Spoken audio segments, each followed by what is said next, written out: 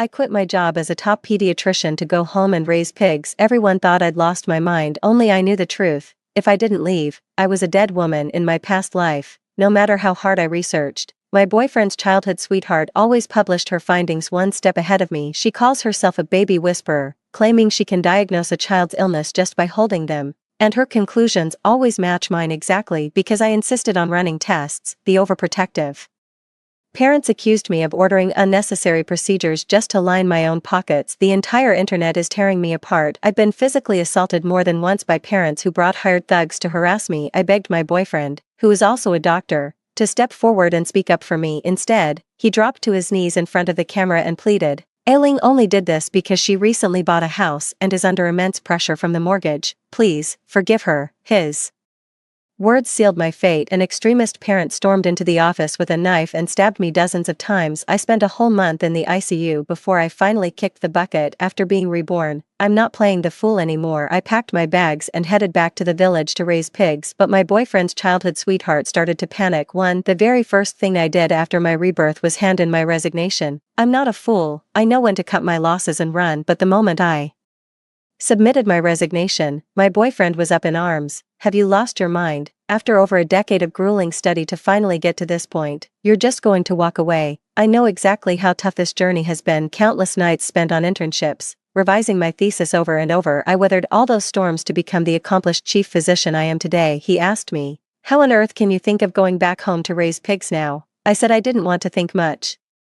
I just wanted to save my own skin. In my past life, I was a top pediatric expert, a real authority in the field, but ever since a new junior colleague joined our team, everything changed. No matter how hard I tried, she always managed to voice the contents of my report before I could. Everyone was astonished and asked her how she managed it. She modestly explained that she had a natural ability to communicate with infants. I can understand what they're thinking. After I held that baby, he conveyed to me that he felt discomfort in the area below his stomach. Based on that, I deduced the issue must be with his appendix. Just then, the scan results came back, confirming her analysis perfectly. Su Yan made a name for herself overnight. Everyone regarded her as the pride of the hospital, the patron saint of pediatrics. Along with their admiration, there was also a quiet contempt for me. The hospital director even personally advised me against ordering so many tests for patients, saying that families had already complained it was excessive testing. It's not just hard on the child, it's also a financial burden on the parents. Many families come from rural areas, and even this amount for the examination is a significant expense for them. In some cases, a child woke up during the procedure and had to be re-anesthetized to complete the examination. The whole ordeal left the parents utterly exhausted and distraught. When they handed me the report, their weary eyes said it all. Then came the soul-piercing question, Dr. Fu, can't you diagnose an illness without all these tests? I was left speechless. The child was too young to describe their symptoms and feelings in detail. I believed that conducting thorough examinations was the best way to identify the cause of the illness, but with Su Yan as a point of comparison, the family saw me as an incompetent and unethical doctor. They launched a cyberbullying campaign against me. They keep coming to the hospital to cause trouble and demand compensation from me. I turned to my boyfriend, who is also a doctor, for help. Not only did he not support me, but he twisted the knife by saying, maybe she's under a lot of pressure from her recent mortgage payments after buying a house, so she's using her child's checkups to make some extra money. Please forgive her. That statement sealed my fate. An extreme parent barged into my consultation room and slashed me dozens of times. My colleagues rushed in to try and save me, but I was just dumped in the ICU. I suffered in agony for over 10 days before I finally died. That memory is absolutely seared into my soul. Now that I've been reborn, what am I still doing here? If we can't win a fight, can't we at least run too? Seeing that I was determined to leave, Gu Qing desperately tried to persuade me to stay. He even called in a group of senior doctors, who pleaded with me in tears, saying the place couldn't function without me. Su Yan went even further, grabbing my hand and putting on a show of heartfelt sincerity that was actually dripping with passive-aggressive manipulation. Senior, she said, I know you've been facing a lot of doubt lately, but I believe in your skills. You can't just give up because of a few setbacks. In my past life, it was because of those words that I couldn't take it anymore and decided to fight for my dignity that day. A child with a very difficult-to-treat condition arrived at the hospital. The child was crying for no apparent reason, had a sallow complexion, white stools, and a series of other symptoms. When everyone saw the family present the diagnosis from another hospital, they all shook their heads, believing the child was beyond help. I stepped forward and took on the task. I'll do it. For this, I meticulously reviewed the child's report, pondering it over and over. I even went so far as to investigate the child's upbringing and environment. I spent a solid week immersed in the hospital, working day and night. My perseverance finally paid off, and I found a breakthrough. As I excitedly went to see the family with the report in hand, I heard a desperate, agonized scream from inside. The child was gone. The family broke down on the spot. Su Yan had already jumped in and stated the conclusion, word for word exactly as it was in my report. She let out a heavy sigh and comforted the family. I'm sorry, if I had arrived sooner, the child wouldn't have needed to undergo so many tests, and we could have saved their life. It was only then that I learned the child had gotten scared during the examination, started crying hysterically, suffered a sudden cardiac arrest, and passed away right then and there. There wasn't even a chance for resuscitation. The parents' emotions exploded on the spot when they saw a corpse being wheeled out of the examination room. Seeing me, they redirected all their fury onto me, convinced that my strong advocacy for the examination had led to their son's death. It's all your fault. Why take on a job you're not capable of handling? If our son hadn't undergone that examination, nothing would have happened. They slapped me over a dozen times, beating me black and blue. The incident was even posted online. Everyone started cyberbullying me. They accused me of having no medical ethics and abusing diagnostic tests. Some people even posted videos online of other children crying during medical examinations, saying, if it weren't for the tests you ordered, would our child have to suffer like this? What's the point of all those tests? Can you actually save the child's life? Those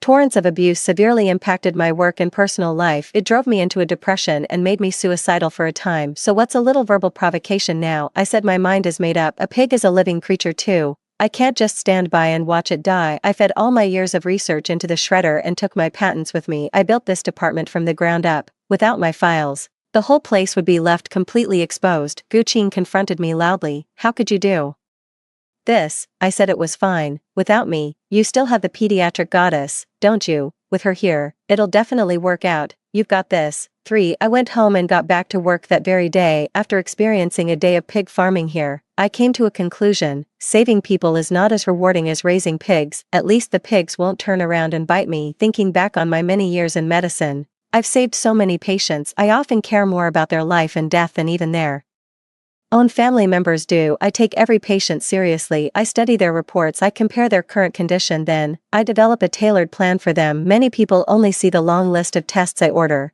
not realizing I've already pared it down to the absolute essentials. Besides, most of it is covered by insurance, so it doesn't cost much. Yet, despite all this care, in the eyes of the patients' families, I'm still just a money-grubbing, unethical doctor. In that case, I quit. After returning, I started using my medical knowledge to scientifically raise pigs. I occasionally live-streamed some little-known facts about pigs. I also covered the popular topic of postpartum care for sows, which helped me gain quite a few followers for a while. With all those tips coming in, this guy's living the high life, no worse off than a doctor. But Fu Qing was frantic, calling me non-stop. The hospital is swamped with patients. We're completely overwhelmed. Come back and help us. Help so I can be your free labor and let Su Yan steal my work. I'm not that stupid. There's no way I'm going back. I can't bear to leave the hundreds of pigs I've been raising, but I can certainly give her a good recommendation. I immediately posted an update on my social media and live stream. I have resigned, but don't worry, everyone. I left because there are better doctors at the hospital now.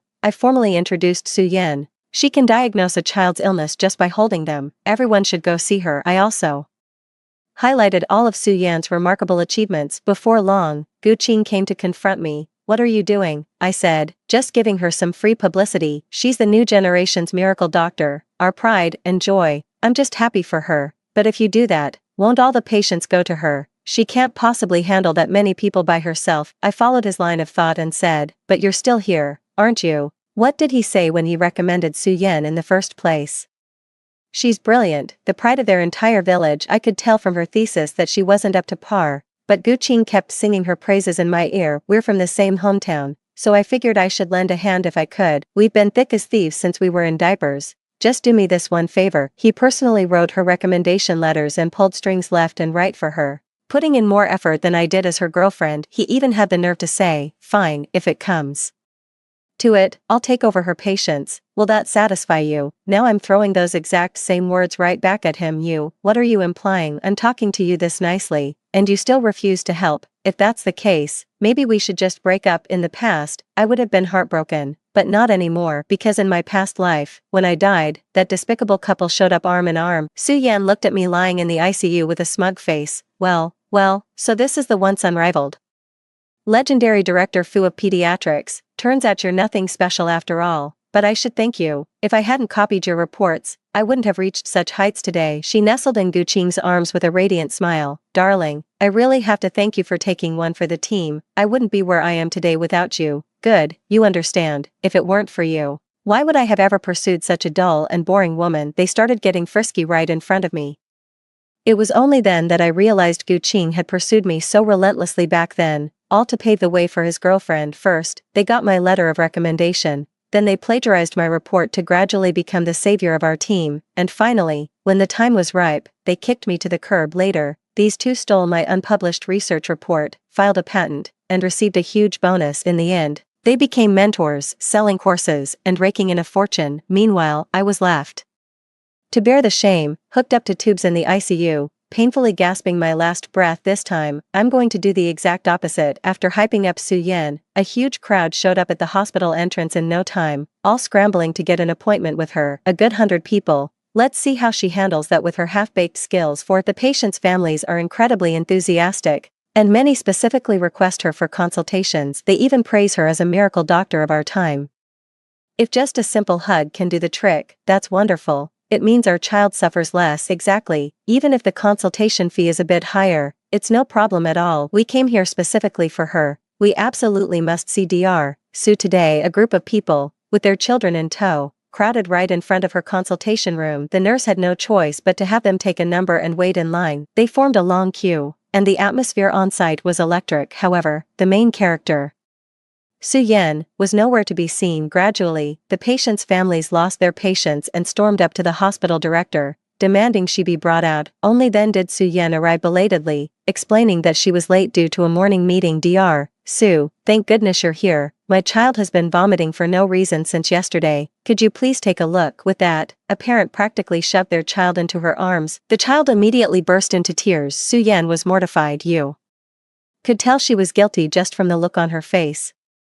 Honestly, with her skill level, she'd struggle as a village doctor, let alone treat complex cases. The moment she picked up the child, her expression was priceless. But that's none of my business. I'll just keep tending to my pigs. I woke up to Gu Qing's relentless barrage of calls again. Ah Ling, I've got a case here. Could you take a look? I scoffed. Didn't we agree to break up? Why are you coming to me now? Gu Qing gave an awkward laugh. That was all said in the heat of the moment. Why take it so seriously? Besides, we're both doctors. No matter how angry we are, we can't mess around with a patient's case. Just do it as a favor. He sent over the medical records. I know this move all too well. He pulled the same stunt in my past life. He'd often send me cases to help solve, and out of affection for him as my boyfriend, I couldn't really say no. I used my off-duty hours to study the cases and even drafted a detailed plan, outlining the subsequent treatment steps in full. Little did I know, all that work ended up in Su-Yan's hands and became the leverage for her promotion and raise. But this time, I didn't refuse. I followed the same old routine and handed the report over to him, although I did tweak the data a little. While I don't know how Su-Yan got a hold of my report ahead of time in my past life, one thing I'm sure of is that Gu Qing was definitely the middleman. I watched with a smile as he took back the report I deliberately filled with errors, then settled in for a good night's sleep. The next day, my phone was blowing up. I knew it. Good news was on the way. 5. The phone was ringing off the hook. Gu Qing's voice was urgent. What's going on? We followed your report to the letter. How could this happen? Do you have any idea that several patients have fallen into a coma? Now they're all rushing to the hospital with their kids, demanding an explanation. What are we going to do? You need to give them an answer. They've stormed into the hospital. That's fantastic. After all, I personally experienced just how unhinged these parents can be. They're utterly unreasonable and incredibly aggressive, quick to resort to violence against medical staff. Just imagining it, I can already picture how spectacular that scene would be. I saw the live stream footage online. One of the parents slapped her right then and there, shouting, "What kind of doctor are you? My son took the medicine you prescribed and started coughing up blood last night, and my daughter, her stomach was already bothering her. And after taking your medicine, look at her now." Her belly is swollen like she's about to give birth, and my son, he was crying and fussing the entire night yesterday. He cried himself hoarse faced with the parents questioning. Suyen initially tried to maintain a calm facade, stating, "Any illness requires a course of treatment. Please, there's no need to worry. Even a miracle drug wouldn't work that fast. Please, be patient." But the parents weren't fools. They knew exactly what was going on with their own children, so they decided they weren't leaving. "We'll wait right here until you give us a proper explanation. Listen, if my son's condition doesn't improve today, I'm going to tear this hospital apart, yeah, and I'll rip your head off." These people aren't just making empty threats, they're fully capable of following through. I learned that the hard way in my past life. No matter where you hide, they'll hunt you down to the ends of the earth. If they say they'll kill you, they won't leave you breathing. So Suyen was terrified. She barricaded herself in her office and refused to come out, and that's how we got to the opening scene, with Gu Qing calling me, hoping to enlist me as outside help, but I didn't pick up. I said, "I'm feeding the pigs, whatever it is. We'll talk after this afternoon." He was going crazy. "This afternoon? If we wait until this afternoon, it'll be a total disaster." "What's doomed?" "Ah, I can't hear you. The wind is really loud over here." I hung up immediately after saying that, otherwise, I would have burst out laughing, and that would have been so awkward. The next moment, Gu Qing's call came through again. There were countless other messages, all pretty much saying the same thing, begging me to come back and save the day. Just then, my apprentice from across the ocean messaged me, "Master, is this guy your boyfriend?" He sent over a screenshot. I took one look and thought, well, I'll be darned, it really is him. The funniest part was when he told me that Gu Qing pretended to be a patient for an online consultation. At first, he didn't recognize him, but he started to get suspicious when the questions being asked became increasingly professional. He did a quick search, discovered the profile picture was identical to my boyfriend's, and then told me all about it. I just had to laugh. That Gu Qing is such a clever little devil. It's a pity, but after all these years in medicine, I have connections to spare. I even have former students practicing abroad. I told my student, "Just tell him directly that the report I gave him contains an error." I'm really curious to see how Gu Qing will react once he finds out about this. 6. Sure enough, Gu Qing called again. Not a moment later I answered it, but I let the pig take the call. "Fu Ling, what is wrong with you? There's actually a mistake in the data you gave me. Do you have any idea this could get someone killed?" The Sao responded, you admit it, I never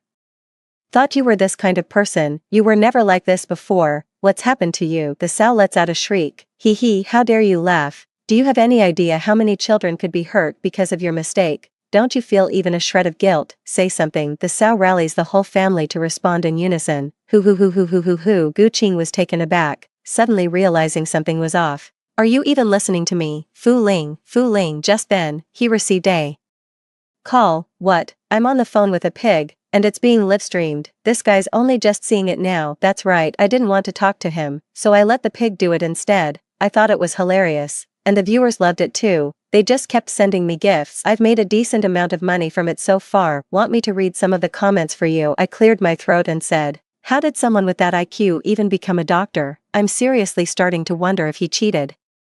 Absolutely, I suggest a thorough investigation. Some people just found it hilarious. Does he even realize those sound noises were basically them trying to mate with him? I read them out to him, one by one. Gu Qing let out a hoarse cry, trying to speak, but after his long-winded tirade, not a single sound could escape his throat. In the end, he could only type to ask me what on earth was going on. I said, "I only meant for you to use it as a reference. Who told you to put it into practice, you man? Raising pigs is exhausting. I might have accidentally recorded a few data points incorrectly during the process." Gu Qing was so furious he sent over a dozen voice messages in one go. I said, "Why are you so worked up? Didn't I state in the report that this is just a trial phase thing? It hasn't been used on humans in clinical settings yet, so what could possibly go wrong?" He asked cautiously, "Well, what would happen if it were used on a person? It's not that big of a deal. It just worsens the illness, can cause vomiting blood, severe diarrhea, and shortness of breath. In serious cases, it might even be fatal." As soon as I finished speaking, I faintly heard Suyan sobbing coming from the other end of the phone. I felt absolutely ecstatic inside. 7. The copycat is hoist with his own petard, all out of tricks now, starting to panic. Are we? While he was busy talking to the pig, I checked out other live streams and saw what was really going down. Holy cow, the hospital was in absolute chaos. A mob of frantic parents had gathered and blocked the entrance to her office. A team of security guards was trying to maintain order, but they were hopelessly outnumbered. The heart-wrenching cries of children instantly became the catalyst that escalated the conflict. The parents went berserk. On the count of 3, they charged the door, dragged Su-Yen out, and seized her. "So here you are, nice and cool with the AC while we've been out here looking for you. Listen up. If you don't give us a proper explanation today, you're dead meat." The crowd was too big. Even if security wanted to protect her, it was impossible. That's why Guqing was in such a hurry to ask me just now. His tone softened. "Are you really telling me there's nothing you can do? You're a doctor. Where's your sense of responsibility?" Responsibility. I used to be incredibly dedicated. I truly believed my profession was a sacred calling to save lives, so even when faced with challenges, I would give it my absolute all, because I deeply understood that saving a child meant saving an entire family. But what was the result? Time and again, the fruits of my hard work were stolen, and I was branded as an unethical doctor. I'm doing well just by not going on a rampage, and you have the nerve to lecture me. I'm raising pigs now. This stuff has nothing to do with me. Seeing my thick-skinned and shameless attitude, Guqing was frantic. He pleaded with me, trying every argument to get me to come up with a plan. "Do it for the sake of all our years of friendship." Friendship. Now you want to talk about friendship? Ugh, disgusting, I teased him. "Well, it's not like there's no way." He was overjoyed. "What is it? You could go up the mountain to pray at the temple. Who knows, it might just work." "How could you do this? Why shouldn't I be able to?" "In my past life, when I was desperate and begged him to take me in, how did he treat me?" "He broke up with me on the spot and kicked me right out. He even went online to twist the knife, implying that I only did this because I was under financial pressure from buying a house recently, saying, 'Please forgive her mistake.' For my own boyfriend to say something like that, wasn't he just setting me up to take the fall? And the worst part is, he anonymously leaked my address online, sending those parents straight to my door. In my past life, I was always puzzled about how they found out. It wasn't until I saw the messages on his phone, right before I resigned, that I finally understood. He had gathered all the parents who were unhappy with me into a group chat, under the guise of advocating for the patients. He was actually stirring up their emotions. He incited them to take extreme actions. When they came to confront me, I explained my treatment philosophy to them sincerely, to identify the root cause as quickly as possible, so the child would genuinely suffer less. A significant number of parents had understood my point and acknowledged that medical examination was necessary. They simply couldn't bear to see their children cry and fuss. But at that moment, several parents, brainwashed by Guqing and driven to irrationality, suddenly rushed out and stabbed me to death. If it weren't for his big mouth, I wouldn't have died in my previous life. And now you have the nerve to come begging me. What the hell are you asking for? I said, "I'm just a butcher now. What's the big deal if I'm not precise? I've only tested this on pigs." "Why are you so nervous? You didn't use it on a person, did you?" I could clearly hear Guqing's breathing grow noticeably more rapid over the phone.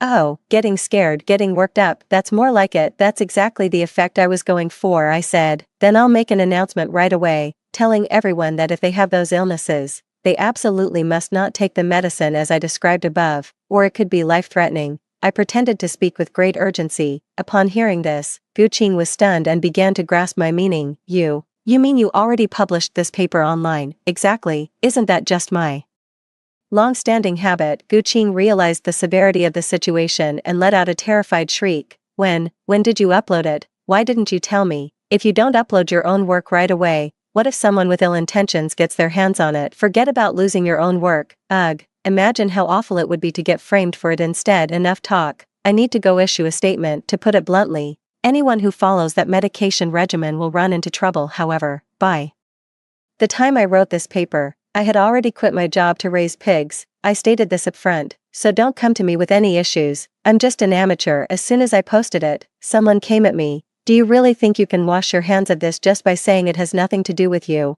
I knew someone would ask that, and I was prepared for it from the start. I wasn't even a doctor when I wrote this paper. And hey, buddy, maybe take a look at the name of this website. It's called Amateur Medical Enthusiast Hub for a reason. Since we're all amateurs here, what's wrong with me being a little unprofessional? Besides, it's not like I published this paper anywhere. You should be more concerned about who actually prescribed you that medication. With that little nudge from me, the penny finally dropped for them. Dr. Su-Yen was the one who prescribed the medication for us. That's strange. If no one else has seen this thesis, how did Dr. Su know about it? Could it be plagiarized? Let's go ask her. Everyone rose up against her, not only blocking the female supporting character's consultation room but also demanding an explanation from her. Su-Yen was dragged out, her expression one of utter mortification. As if being publicly shamed, she stammered, I'll figure something out. Then, devastating news arrived from the hospital. A child, having taken the medication Su Yan prescribed, had suffered a severe reaction. The child had fallen into a coma that morning and had just been rushed in for emergency treatment.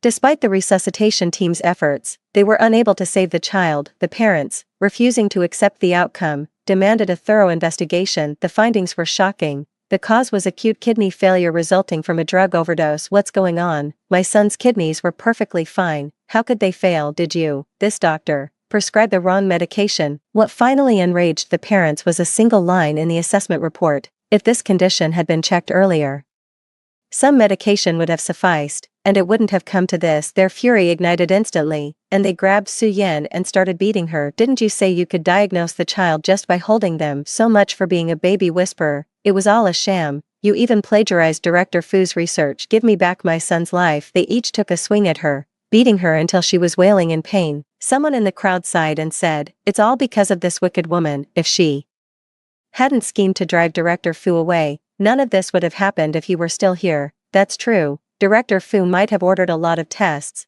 but he was very thorough and could actually cure the child's illness. Actually, Director Fu had excellent medical ethics. Last time, he even came to my house personally to watch me administer the medicine, because that kind of medication needs to be taken on a strict schedule and dosage. He was worried I might give the child the wrong amount. Exactly. She even went out of her way to add me on WeChat to ask about my child's recovery. I really think Director Fu is incredibly dedicated. It's such a shame that people online were saying she had no medical ethics. I feel so indignant on her behalf. After saying that, they all turned to look at Su Yan, the one who caused me to resign. It's her. She somehow plagiarized Director Fu's work, slapped on some ridiculous title like Baby Whisperer, and drove away such an excellent doctor like Director Fu. If it weren't for her, my son would still be alive. The parents lost all reason and swarmed Su Yan in a frenzy. Watching through the screen, I clenched my fist and shouted, yes, 9. Just then, the hospital's investigation team arrived and immediately proved that Su Yan's research papers over the years had all been plagiarized from my work. Not only were all her titles revoked,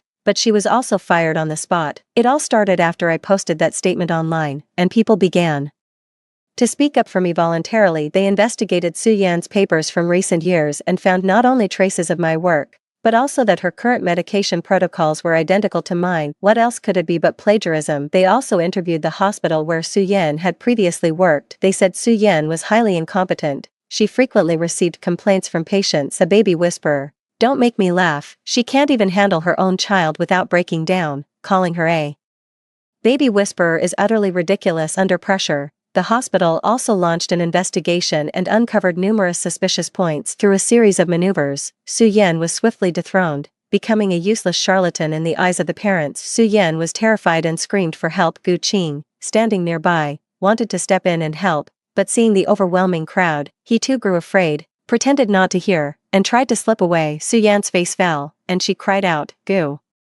Qing, are you just going to walk away? How could you do this to me? Such a suggestive remark immediately caught everyone's attention. Isn't Dr. Gu Director Fu's boyfriend? Why does it seem like he and Su Yan are on good terms? Gu Qing looked utterly exasperated, desperate to distance himself from her. No, we're just colleagues, that's all. Believing she had been abandoned, Su Yan laid their relationship bare in an instant. If you don't help me, I'll get an abortion right now. The crowd erupted in an uproar. I was shocked too. No wonder Gu Qing was willing to be at her beck and call. She had a hostage. Gu Qing's face turned ashen with rage, his teeth clenched. So, this happened during a live stream. Someone online asked me what I thought about it. Patting a pig, I sighed and said, why do you think I gave up a glamorous career as a doctor to come here and raise pigs? That remark instantly struck a chord with the netizens. They voluntarily spilled the tea on their relationship. The outcome was far more shocking than I had imagined. Not only have many people seen them cuddling in private, but they've also been playing cards together in the office, and I have the pictures to prove it. A kind netizen posted the pictures online.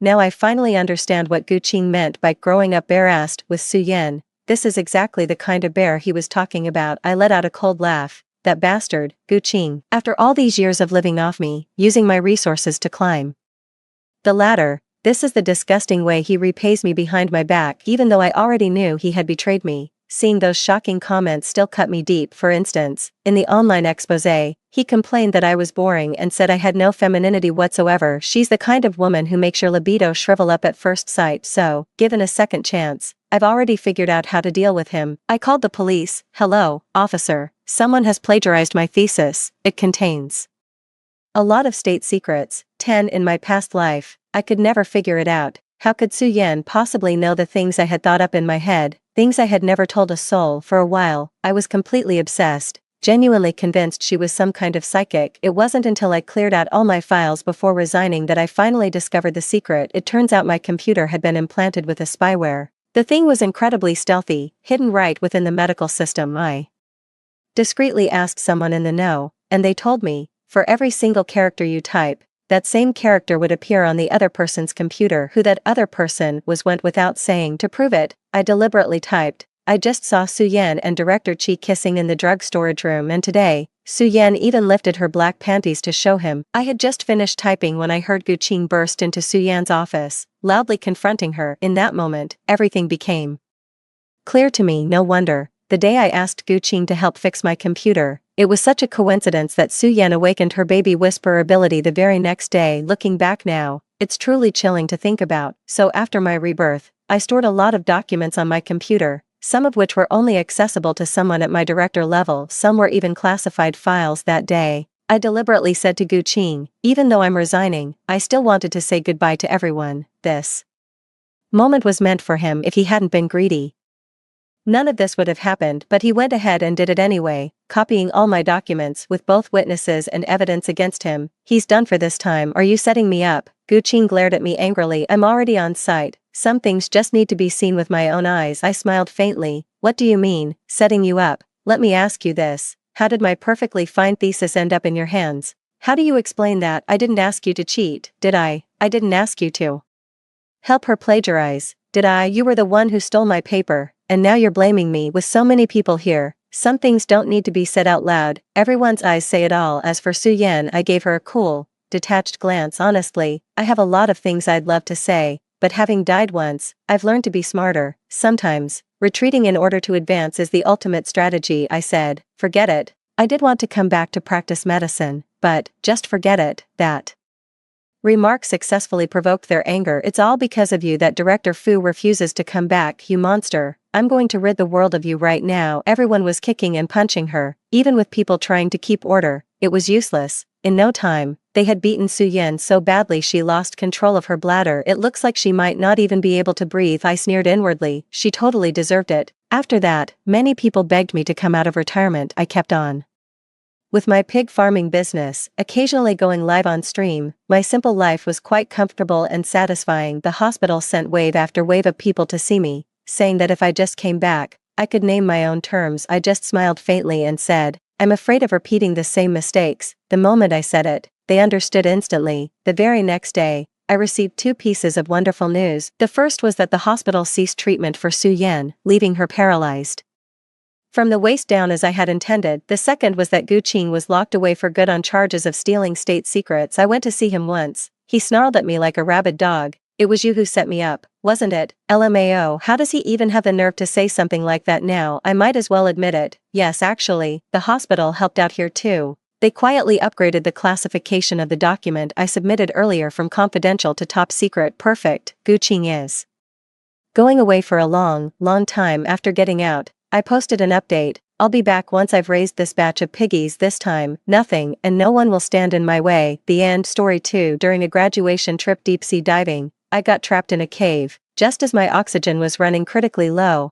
I discovered the backup tank was empty. Before I could even ask, my fiancé was the first to speak up and explain. I'm sorry, I gave the backup oxygen to Jojo. You'll have to control your breathing and hold on for a bit. Tapping on the icy, empty tank, I asked him, my consciousness fading, are you just going to leave me here to die? He snapped impatiently, there's plenty of oxygen in the cave, can't you just hold on a little longer? Chiao has claustrophobia, she needs the oxygen more than you do. You can't just stand by and watch her suffer, can you? Besides, it's just 1 oxygen canister. Do you have to make such a big deal out of it? When did you become so heartless? I didn't reply anymore. Before my consciousness faded, I sent a text to my dad, Dad, send a rescue team, and while you're at it, withdraw all investments in the Lin family. Hello everyone, and welcome to Takata Novel Society. Today, I'm sharing an interesting new story with you all. I had just finished sending the message to my dad and hadn't had time to send my location yet. Lin Zicheng snatched my satellite phone right out of my hand. Bang, he picked up a rock from the shore and smashed it down with all his might. Using your father to threaten me again. You're in your 20s and still running to mommy and daddy. I ignored him, the air in my lungs rapidly depleting. The cave was oxygen poor, and a suffocating sensation instantly seized my throat. Strapped to Zhao Wanxiao's back was my spare oxygen tank, and she slowly flashed me a taunting smile. Sis, you're not mad, are you? But my research mission is far more important than your sightseeing. We have to prioritize the bigger picture. Aiching said you hold a free diving record. I suppose you don't need this. Then, she took another drag, savoring the oxygen I depended on to live. My eyes were locked on her,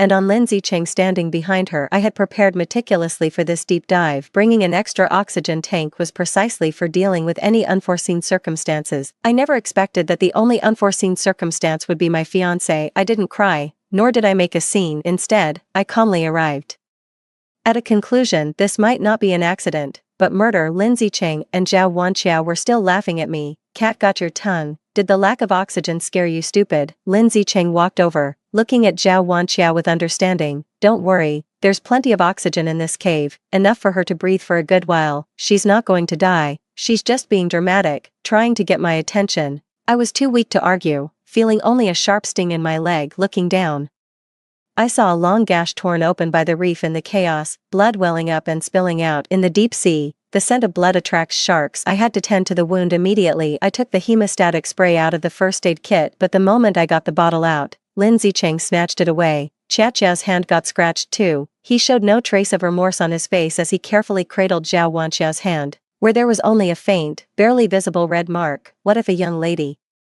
ends up with a scar? Zhao Wanxiao immediately feigned fragility, leaning into Lin Zicheng's arms. Aiching, this is all my fault. Sister Yao Yao is hurt worse than I am. You should give it to her first. Absolutely not. Lin Zicheng refused outright, his tone full of concern. Your hands are far too precious. You need them for delicate experiments in the future. She's tough. She'll be fine. He unscrewed the spray cap and meticulously applied it to Zhao Wanxiao's insignificant wound. But my wound was still bleeding profusely. If the bleeding doesn't stop, I'll go into shock. I stared at Lin Zicheng with resentment, yet he thought I was putting on an act and snorted with derision. This old trick again, Jiang Yao. I've seen this self-injury ploy of yours since we were kids. I'm long since sick of it. Zhao Wanxiao, meanwhile, was fanning the flames from the sidelines. Sister Yao, even if you can't stand me, you shouldn't play with your own life like this. Aiching would be worried.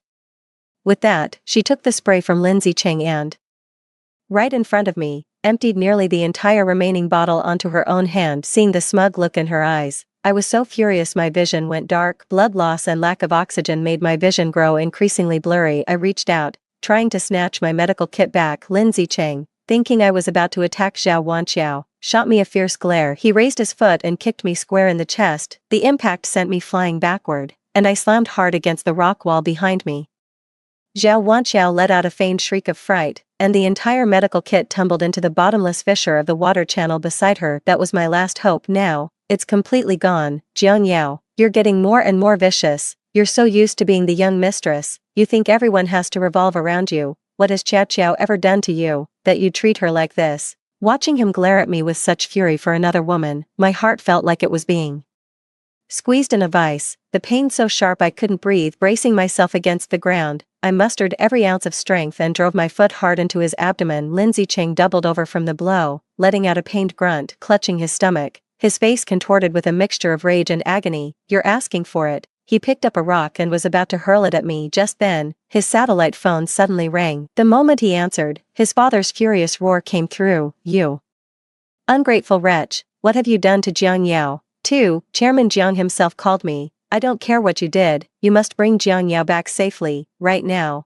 Lin Zicheng's face turned deathly pale as he finally grasped the gravity of the situation. He snapped his head toward me, his eyes burning with intense hatred. Jiang Yao, you've really grown a backbone, haven't you? Are you satisfied now that I've been chewed out? The expedition team members, always following Lin Zicheng's lead, all joined in to point their fingers at me. What a buzzkill, you can't do anything right, just dead weight. Exactly, I can't for the life of me understand why they'd bring a pampered little princess like you on such a critical deep-sea mission. What they don't know is that the entire funding for this expedition, their salaries and the exorbitant cost of equipment, came from an investment I secured from my father. All because Lindsay Chang begged me on his knees. I opened my mouth, wanting to tell them everything, but I was lightheaded from oxygen deprivation. My chest felt like it was being crushed by a ton of bricks, and not a single sound would come out. Seeing this, Zhao Wanqiao immediately pretended to be terrified and hid behind Lindsay Chang. Yao Yao, I'm sorry, it's all my fault, please don't be angry,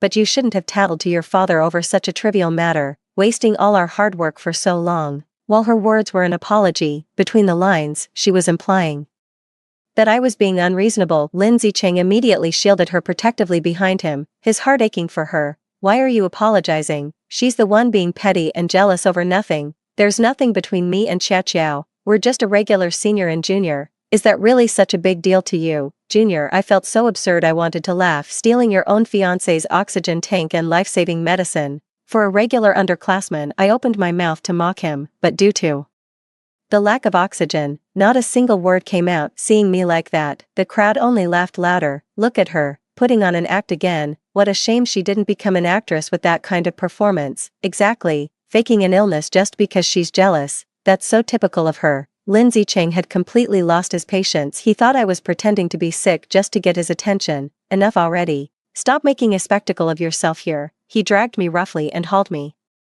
into a deep pit within the cave. You can stay right here and reflect on your actions. The pit walls were slick. When I fell, I injured my knee again, making it impossible to climb out. Help me, Lindsay Chang. The expedition members outside heard my cries for help and grew quietly concerned. She's not in any real danger in there, is she? I mean, she is the young mistress of the Jiang family after all. What if? There is no what if. Lindsay Chang cut them off sharply. She made her mistake and must face the consequences. If anyone else dares to speak up for her, they can join her in that pit. After that was said, no one dared to plead for me again. Lindsay Chang's cold voice came from above. Leave her there by herself. We'll pull her up when she comes to her senses. I watched the water level in the pit slowly rise, my anxiety growing by the second. Guess I'm on my own. I pulled the rope from the first aid kit and hurled it upwards. Just as I was about to pull myself up, a shadow fell over me. It was Zhao Wanqiao. She crouched by the pit's edge, a knowing smirk playing on her lips, the dagger in her hand gleaming with a cold, deadly light. With a sharp snap, the rope broke. I tumbled back into the muddy water. Sis, I forgot to mention, Ching never loved you, not once. She took off the oxygen tank that should have been mine. He said it was exhausting,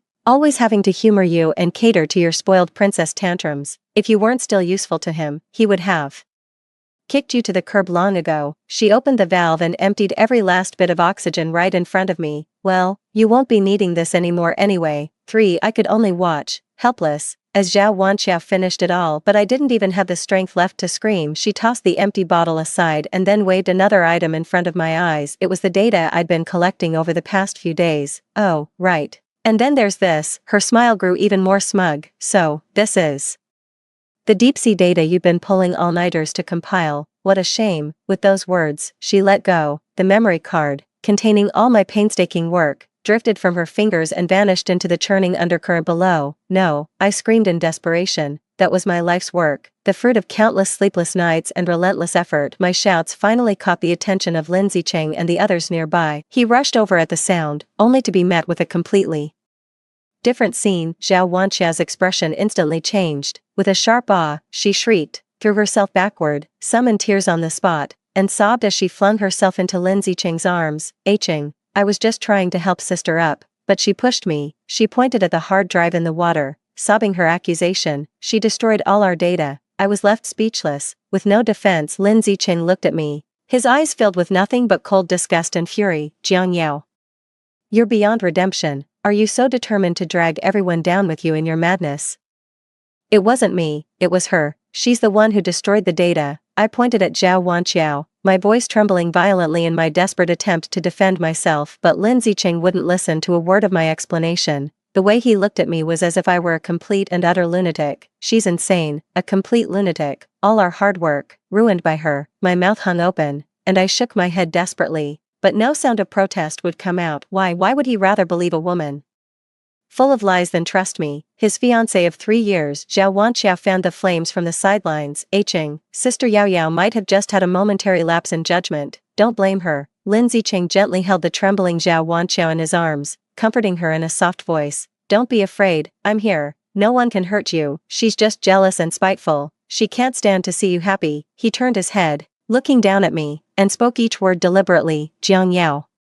You will apologize to Chia Chia this instant, otherwise, you can stay right in this hole until you learn how to be a decent human being. Apologize. I watched him slander and humiliate me in front of others, all for the sake of another woman seeing my painstaking research destroyed, then being forced to apologize to the very person who ruined it. My heart felt like it was about to shatter. Despair, rage, heartache, all these emotions tangled together. I looked at him and suddenly laughed. Both Lin Zicheng and Zhao Wanxiao were stunned under their astonished gazes. My body went limp, and I completely lost consciousness with the last of my strength. In the final second before blacking out, I pressed the button on my watch. Dad, if I don't make it back, kill them for me. For just before I lost consciousness, I thought I heard Lin Zicheng's panicked cry, Jiang Yao, stop pretending. I managed to pry my eyes open a sliver and saw Zhao Wanxiao rushing to the front. Her face was etched with worry, yet a hint of a mischievous grin played at the corner of her mouth. Impossible to hide. Sister Yao, wake up, she cried out as if in distress,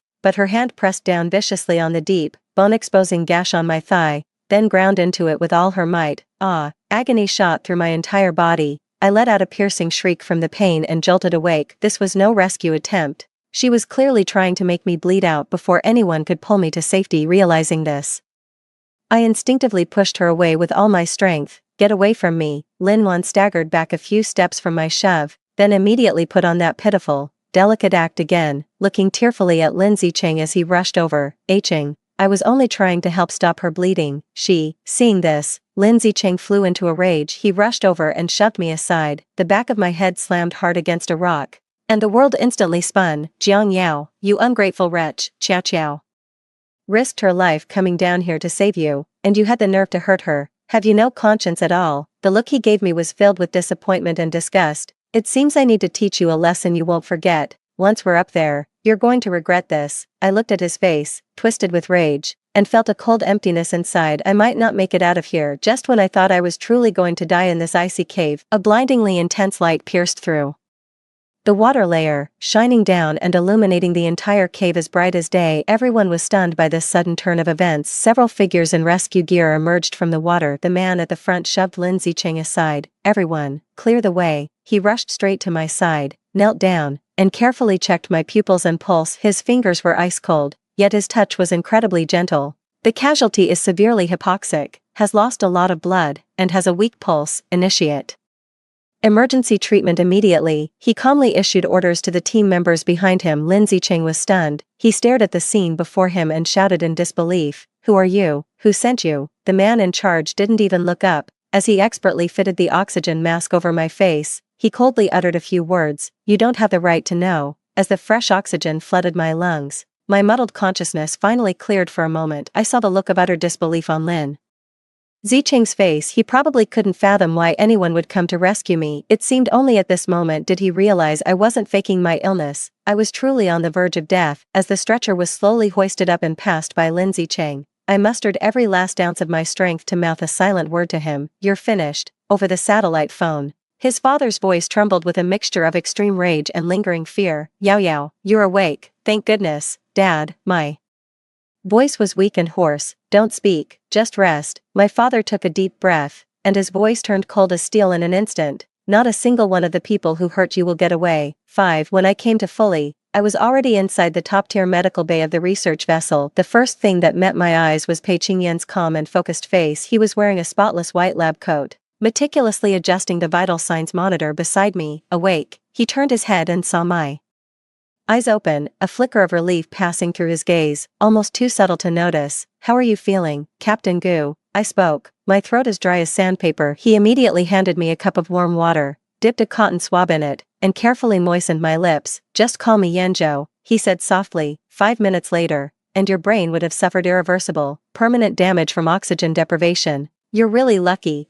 I just didn't want to die at the hands of that despicable pair." No sooner had the words been spoken than the medbay door was flung open. My father strode in, The moment he saw the thick bandage on my leg, his eyes instantly welled up. This titan of the business world now had a tremor in his voice. Yao Yao, it's all Daddy's fault. He hurried to the bedside, took my hand, his voice filled with heartache and guilt. It's my fault. I'm sorry I was late, that I let you suffer so much. Dad, it's not your fault. I clasped his hand in return, and my tears began to fall. The father took a deep breath, a flash of ruthlessness flickering in his eyes. I swear, I'll make that little bastard Lin Zicheng pay. Pei Qingyan gently reminded from the side. Chairman Jiang Yao still needs rest and quiet. She shouldn't experience any major emotional fluctuations. At that very moment, the medbay door was suddenly flung open. Lin Zicheng barged in. Having broken through the guard's attempts to stop him, his face was haggard, his beard unkempt, and his eyes were bloodshot. Gone was any trace of his former handsome,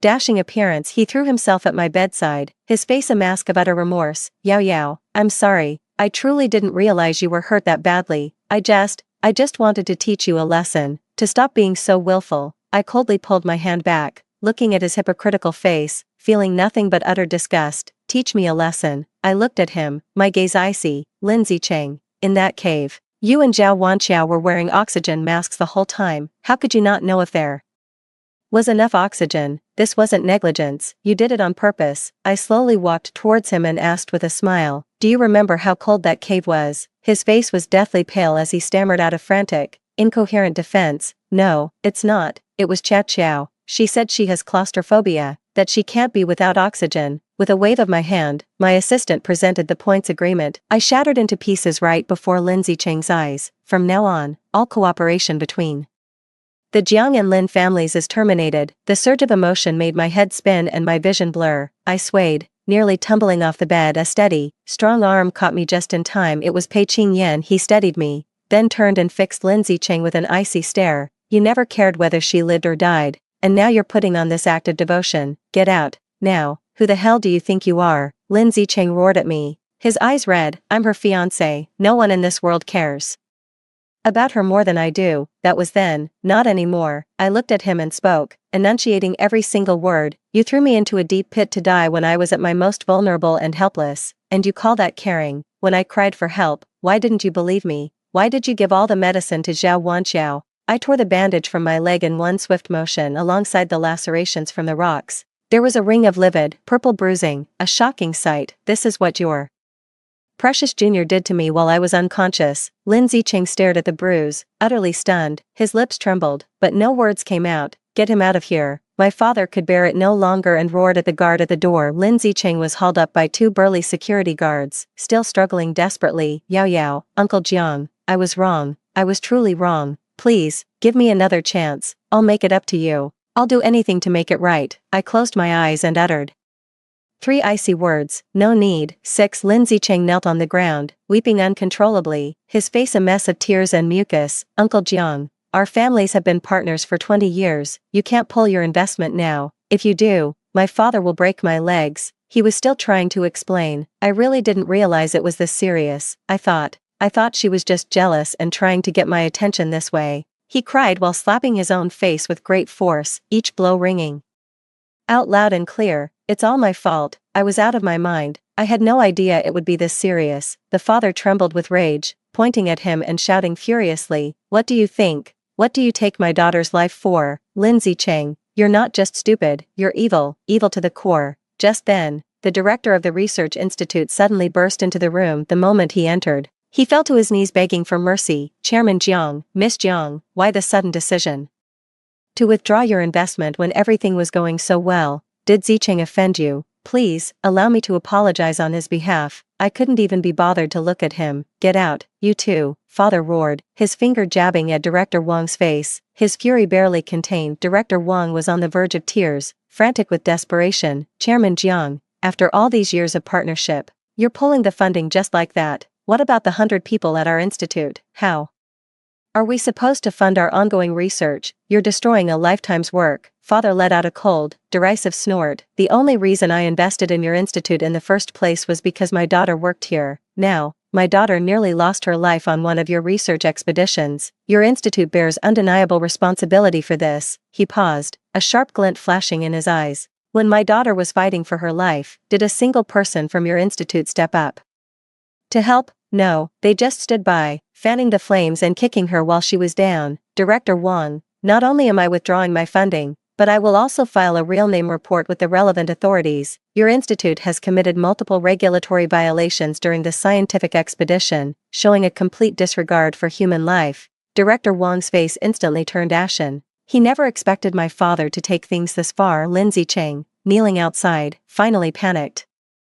But his thoughts weren't on my safety. Instead, he was worried about what would become of his institute after the funding was pulled. Uncle Jiang, please don't. The institute is my life's work. Shut up, the father snapped back. Even now, all you can think about is your money, your projects. You don't care at all whether my daughter lives or dies. Director Wang finally grasped the gravity of the situation and turned to beg me for mercy. Miss Jiang, it was truly our oversight. Lindsay Cheng is still young and foolish. That woman, Zhao Wanxiao, has completely bewitched him. Besides, pulling out the investment now wouldn't be good for our institute or your Jiang family, would it? His words carried an implicit meaning, laced with a subtle tone of threat. He thought he could use his connections higher up to pressure our Jiang family, hoping to make my father back down and sweep the whole thing under the rug. But his little scheme backfired. He was about to say more, but Pei Qingyan raised a hand to stop him. Director Wang, the patient needs to rest. Please leave. Pei Qingyan's tone brooked no argument. Looking at Director Wang's obsequious face, I suddenly laughed and threw his own mocking words back at him.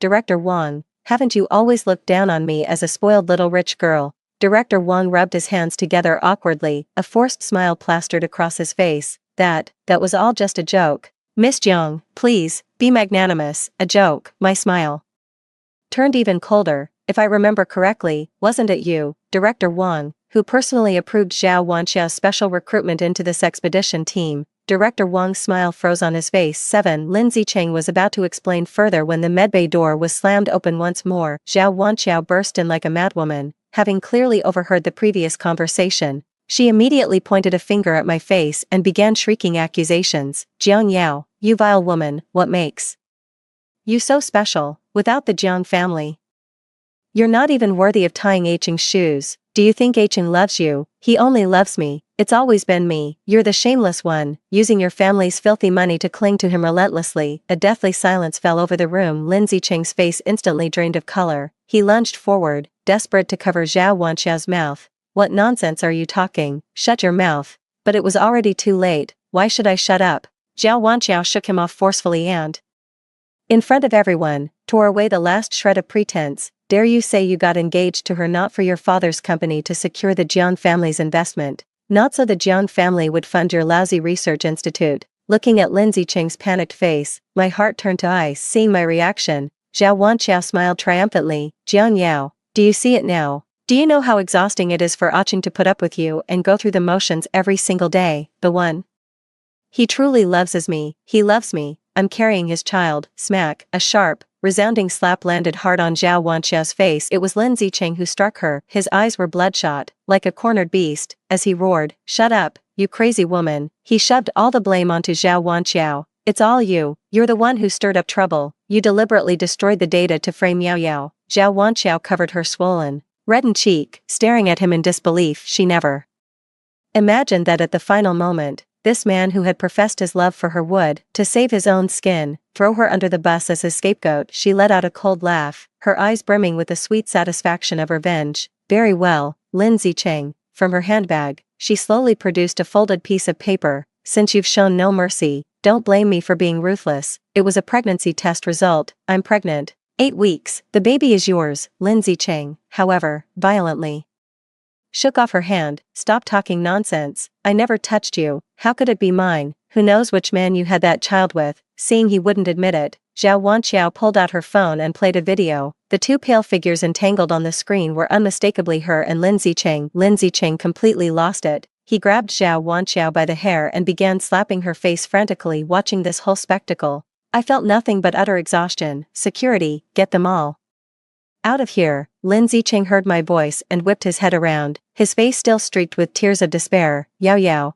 please don't do this. I still love you." I looked at him and laughed scornfully. "What you love is the Jiang family legacy that the name Jiang Yao represents." I declared it clearly, word by word, in front of everyone. "Lindsay Cheng, we're through. Don't you dare bother me again." Hearing the word break up, Lindsay Chang completely fell apart. I won't. He fell to his knees and began recounting our past, speaking of all the sweet memories we once shared from start to finish. I just watched him calmly. Lindsay Chang, the moment you ripped my spare oxygen tank from me and handed it to another woman, there's no chance for us anymore. 8. The guards finally arrived and dragged away Director Wang, who was still crying and begging for mercy, along with the completely broken Lindsay Chang and Zhao Wanqiao. Before being taken away, Lindsay Chang was still screaming his heart out. Yao Yao, I can't live without you, you can't do this to me. The medbay door slammed shut, sealing out all the noise and ugliness. Peace and quiet at last. Pei Qingyan handed me a glass of warm water, his voice calm and steady, as if it could soothe all wounds. Get some rest, we'll take care of the rest. He told me he would come by every day during my recovery. I nodded, took the glass of water, and said quietly, Captain Gu,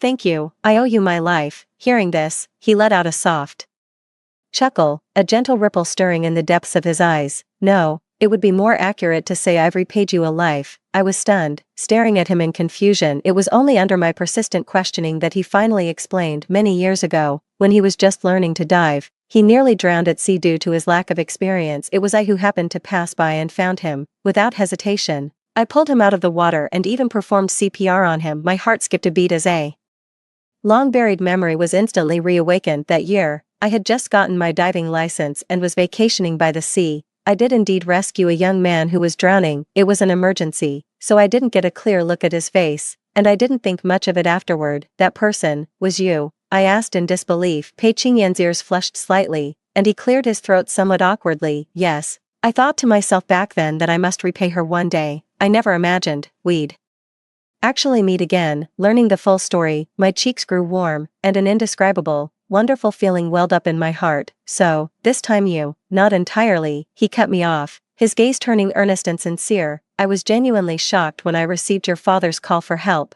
but when I saw you, in that desperate situation, calmly activating the distress beacon to save yourself, I realized what I admire isn't just the kind-hearted girl from 5 years ago, but the resilient, strong woman you are now. In the days that followed, Pei Qingyan came to the medical bay every day. Officially, it was for my rehabilitation checkups, but in reality, he spent most of the time chatting with me, telling me fascinating diving stories from around the world and planning my future recovery training. 2 weeks later, I was discharged, fully recovered. News of the Liu family's bankruptcy was plastered across every headline. Only after a thorough investigation did the police discover that Lindsay Chang's so-called Scientific Research Institute was merely a front. He had abused his position to extensively steal and sell rare deep-sea biological and mineral samples. The sums involved were enormous, revealing a complete gray market supply chain operating behind the scenes. The Liu family was finished for good. It is said that upon learning he had been sentenced to 20 years in prison, Lindsay Chang actually fainted on the spot. After being released on bail, he actually showed up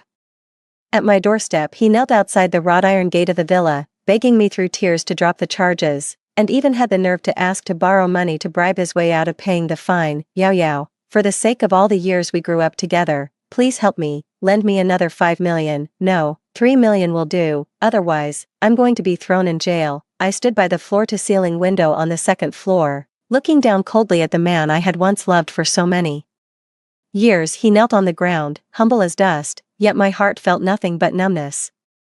I left home for the hospital. Today is the day for my rehabilitation training. The nurses in the hospital couldn't help but tease him when they saw him. Dr. Gu is here again. It's the first time we've seen him take such an interest in a girl. I find myself enjoying the time I spend with Pei Qingyan more and more. That sense of peace, respect, and being cherished is something I never experienced with Lindsay Chang. Pei Qingyan walked over to me, naturally took the rehabilitation equipment from my hands, and promised, don't worry about the outside world, I'll be here for your rehab, for as long as it takes. Sunlight streamed through the window, falling on him. As I looked at his gentle profile, a frozen corner of my heart began to quietly thaw. 9. After a year of rehabilitation training, with Pei Qingyan by my side, I had made a full recovery. I had just finished swimming and stepped onto the beach when Pei Qingyan was already there waiting for me with a towel. But just then, a figure suddenly rushed out from the nearby coconut grove, stumbling and lunging toward me. The man was dressed in rags, his hair greasy and matted, reeking of sour filth. Looking every bit a vagrant, he dropped to his knees right there on the sand in front of me, clutching my legs as tears and snot streamed down his face. Yao Yao, I finally found you. I was wrong. I truly was. Please forgive me. startled by this sudden turn of events. I took a step back. It took me a long moment of careful scrutiny to recognize a vaguely familiar outline in that grimy, dirt-streaked face. It was Lindsay Cheng. Seeing him in such a wretched, utterly destitute state, for a moment I could scarcely believe it was him. His cries instantly drew the attention of every tourist on the beach, all eyes turning toward him with curiosity and scrutiny, yet I merely watched him coldly, as if he were a complete stranger. Yao Yao, look at me. This past year has been a living hell. Clutching my ankle, he poured out his misery with desperate fervor. I'm wanted by the police, constantly on the run. If I hadn't smuggled myself here, I'd never have seen you again in this lifetime. That bitch Zhao Wanqiao swindled me out of my last bit of money and ran off with some old man. Everyone has betrayed me. Only you wouldn't, right? I pulled my foot back, my face wrinkling in disgust. Let go. I won't let go. Seeing my cold indifference, Lin Zicheng abruptly stood up from the ground, his eyes turning wild and venomous.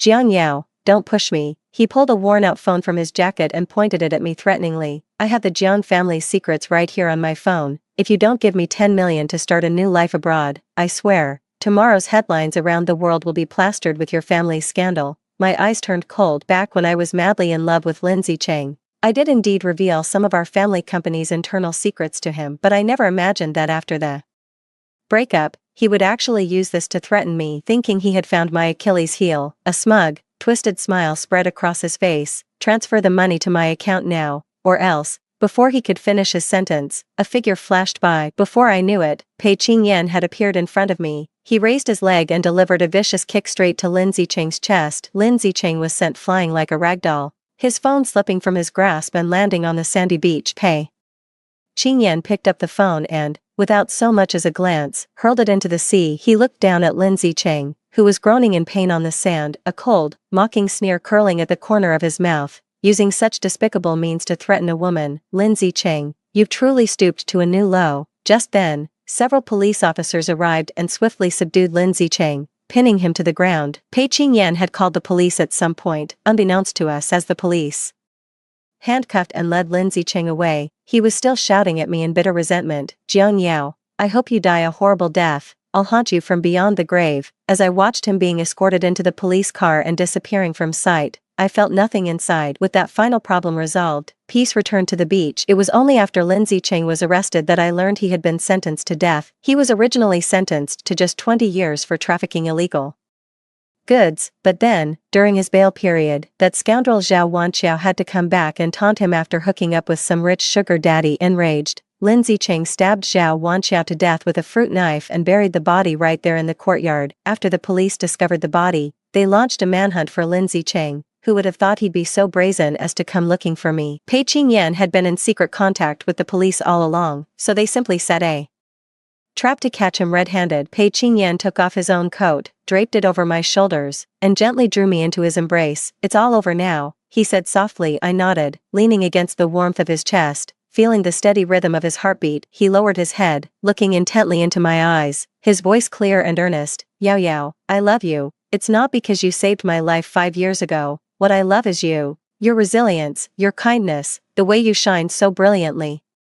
After rising from the ashes, my eyes instantly welled up with tears. Over the past year, he has walked with me through my darkest hours. He's been by my side through rehabilitation, through my studies, helping me rediscover my passion for life and my confidence in myself. He made me understand that true love is not about possession or taking, but about respect, companionship, and enabling the other's happiness. I've also found a new purpose for my life: to establish a marine conservation foundation and use my own strength to protect this beloved blue planet. I love you too, Yanzhou. I rose on my tiptoes and kissed him. The sea breeze whispered, and the setting sun stretched our shadows long. My new life has nothing to do with Lin Zicheng anymore. My future is him, the stars, and the boundless sea. The end. That's the end of the first story. I hope you enjoyed it. The next one will be even more exciting. So let's keep reading together. Zhou Bei and I grew up together. We got married right after graduating from university. He's always spoiled me since we were kids, giving in to my every whim, and I gradually grew accustomed to his way of life. I thought we could maintain this loving relationship until old age, but I underestimated a man whose heart had changed. The greater the love was at the beginning, the more devastating the downfall at the end. Today is our 5th wedding anniversary, and as usual, I waited for him to come home and celebrate with me, but what I received instead was an unknown call and a photograph. The call was from a stranger. And the photo was sent by a stranger too. The photo showed Joe kissing another woman in a hotel. This closeness feels just like the passionate puppy love we had back in our teenage years. I calmly tossed those photos into the trash, then fed the cake I'd made to a stray dog. I thought I could handle it calmly, but when I saw that pregnancy test, I sank to the floor, a pain so intense it felt like a spasm shot through my whole body, and I broke down into uncontrollable sobs. Joe and I had been married for 5 years. I had finally gotten pregnant, only for fate to turn around and hand me a cruel surprise. I thought long and hard that night about whether to get a divorce or to keep living with him. Once a woman has a child, a mother's heart always softens. The truth is, the feelings between Joe and I started to change in the 3rd year of our marriage. I don't know when he started to change. At first, he came home on time every day, then it became a few times a week, and later, only 2 or 3 times a month. That's when I first started suspecting he was having an affair, but every time he came home, he showed me the same affection as always, so I dismissed the thought each time it arose. Maybe I trusted him too much, or maybe I couldn't let go of our 28 years together. Time and again, my heart softened, and I forgave his mistakes. I waited for him for a long time. Tonight, he still hadn't come home even after midnight. It wasn't until 1 o'clock that I finally received a message from him. Honey, I'm working late tonight, so I won't be coming home. Don't wait up for me. I didn't reply to the message and just went upstairs to sleep too. So, Mr. Joe, who's better, me or your wife? The woman nestled in Joe's arms teased him. Joe took a deep drag of his cigarette, but still no message appeared on his phone. Irritation welled up inside him. You're not even fit to hold a candle to her. Humph. And yet you've kept me for 3 years. Aren't you afraid your wife will find out and divorce you? Joe grabbed the woman's face and forced the smoke from his mouth into hers. The woman choked on a cough and thumped his chest. You're awful. A wicked grin spread across Joe's lips. My wife isn't as vicious as you. Even if she found out, she couldn't bear to divorce me. She'd just make me dump you, and I'd listen to my wife. I'd just find someone else to take your place later. The woman's smile froze instantly. She hadn't expected the man to be so disgusting and sleazy. She thought that if his wife found out about his affair, it would be easy for her to take the wife's place. After all, not just anyone can become Joe's wife. Joe didn't look at the woman's stiffened face and continued, so you'd better behave. If my wife finds out, there'll be another woman in my bed right now. The woman didn't reply, anxiously leaning into his embrace, but it was too late. She had already told his wife everything. By now, his wife must know. Joe had sex with the woman one more time, but afterwards, he still didn't receive her reply. After thinking it over, there was only one possibility. She had fallen asleep, because no matter how late he messaged her before, she would always reply. It was likely she had simply dozed off. With that thought, Joe drifted off to sleep peacefully. 3. I got up very early the next morning to go to the hospital. I hadn't slept all night, and I'd been thinking the whole time I'd decided to divorce him and terminate the pregnancy. I need to go through with the termination while the baby is still small and before I lose my nerve. If I wait until it's bigger, I'm afraid I'll get too attached and won't be able to go through with it. I don't want there to be a child after I divorce him. It wouldn't be good for anyone, especially not for the child. If you can't give a child a perfect family, then you shouldn't bring one into the world. There were many women there for abortions, some alone, others accompanied by their husbands. I waited from 8 in the morning until 10. And just as I was finally called in, his message arrived. Honey, my flight to Beijing is today. I'll probably be back in a week. What would you like as a gift this time? I'll bring it back for you. A bitter smile touched my lips. I glanced at the operating room door, then back at his message on my phone. My hand rested on my stomach as I said a final goodbye to our child. Joe, the child you always wanted. In the end, it's gone because of you. I replied to his message. I don't want anything. Just focus on your work. When you get back, there's something I need to tell you. The reply came quickly. What's up? I didn't tell him it was about the divorce and abortion, but said I'd explain in person when he got back. After that, I turned off my phone and went into the procedure room. The abortion was over quickly. Just 20 minutes from anesthesia to waking up, yet it felt like a lifetime had passed. From the initial stirrings of affection, to the passionate love in between, to the final regret when I returned home, the child in my womb was gone. Facing the vast, empty, and desolate villa, I felt truly lonely for the first time. Even when Joe wasn't home before, I never felt this lonely. I don't know what's different today, but this villa suddenly feels so alien and cold. I thought this villa held the happiest memories of my life, but in the end, it turned out to be my greatest joke. A 28-year relationship had finally succumbed to the passage of time. For the day I got back from my shift at the pet shop, I saw a huge cake and a gift box sitting on the table. I knew he was back, and he was back early at that. Seeing that enormous gift box and cake, He must have just remembered that night was our wedding anniversary, so he rushed back just to surprise me, but a missed moment is just that. A later celebration can never capture the magic of the day itself in the past, coming home to a surprise like this would have made me so happy, but now, I just don't have the heart to sit through the cake and gifts with him. He emerged from the kitchen, still holding the bowl of noodles he could never seem to cook right. Wan, you're back. I gave a slight nod. I saw him put the bowl down and move to hug me, but I sidestepped the embrace. He was taken aback, not expecting my refusal. I made an excuse. I just came from the pet shop. I must smell. As soon as I mentioned I'd just come back from the pet store, he immediately put some distance between us. I knew he was allergic to animal fur, which is exactly why I said it. When I first started working at the pet store, he was strongly against it. Not only is he allergic to pet dander, but he also really dislikes animals, so my wish to get a cat or two went unfulfilled, all because I had to consider his feelings. Why don't you go take a shower first? And then I'll tell you something. I nodded and turned to go upstairs. When I came back down, he had already opened the cake box and lit the candles. I walked over and heard him say, Wan, I'm so sorry, I've been so busy I completely forgot last week was our wedding anniversary. Let me make it up to you today. Okay, please don't be mad. How can you say you're making it up to me? It's not like I got married by myself. Why not say you're making it up to yourself, or to the both of us? But it doesn't matter anymore. I smiled and replied, my tone as gentle as ever. I'm not angry, because I no longer cared. After all, tonight is the night we go our separate ways. I ate the last bowl of noodles he ever cooked for me. They were just as awful as always. I mustered the patience to spend one last anniversary with him and open gifts. The gift was a necklace worth 2 million. When he tried to put it on me, I refused. Zhou, we need to talk. 5. Hearing me use his full name, Zhou's eyelid twitched, and a sense of panic began to stir within him. All right, go ahead. I took a deep breath and spoke the 5 words I had been rehearsing in my mind. Let's get a divorce. The air hung silent for a few seconds before he processed it. What? He seemed unsure of what he had just heard. I met his gaze and repeated. I said, let's get a divorce. His smile finally faded, and he looked at me with disbelief. Why? He asked. I forced a bitter smile, one that said more than words ever could. Shouldn't I be asking you that? He froze, as if something had just dawned on him. He took a fearful step back, and when he looked up at me again, his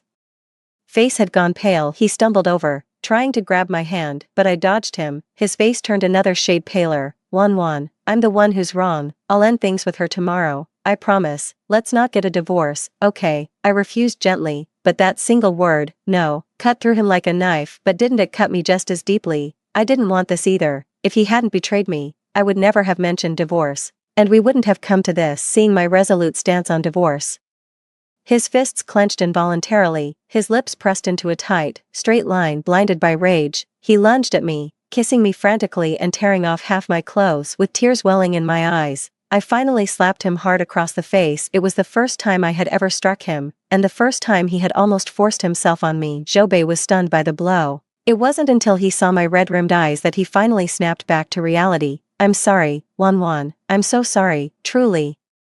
He kept apologizing, but I couldn't hear a word of it. In that moment, I felt nothing but utter disappointment. After frantically straightening my clothes for me, he couldn't face the divorce I mentioned and simply walked out the door. The door slammed shut with a deafening crash, its echo reverberating through the house for what felt like an eternity. After I brought up divorce, Zhou vanished into thin air. No replies to my messages, no answer to my calls. I let out a bitter laugh. Was he really this dead set against getting a divorce? But my mind was made up. I was determined to divorce him. I was planning to go straight to his office to find him that day, but I got into a car accident on the way. A large truck's brakes failed, and it came right at me. If I hadn't reacted quickly to avoid the oncoming truck, I would have ended up in the lake. However, my car still crashed into the guardrail. Fortunately, I wasn't seriously injured, just a minor scrape on my forehead. My first instinct was to call Zhou, but I hesitated as I was about to dial. He probably wouldn't answer my call anyway, and since I've already decided to divorce him, I shouldn't bother him anymore. The police arrived quickly to handle the traffic accident.